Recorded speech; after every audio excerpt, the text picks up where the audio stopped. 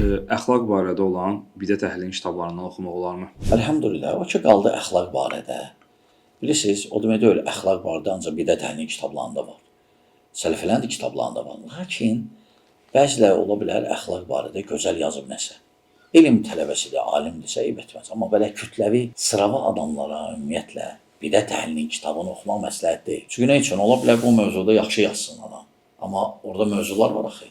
Və adam bunu oxuyar, başlayar meyli yaranmağa ona. Qəlbində ona mehribançılıq yarana bilər, sevgi yarana bilər. Ona görə başlayar başqa kitablarını da keçər. Ona görə ümumi kütləyə belə məsləhət deyil.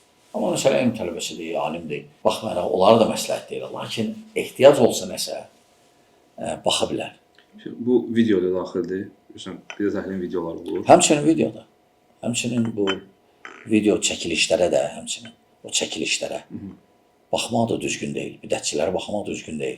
Ola bilər hansı gözəl danışsın, ola bilsin. Amma o demək deyil də, yəni sonra meyl yaranan ona, başlayırsan, bağlanırsan ona, başlayırsan qulaq asmağa. Ona görə.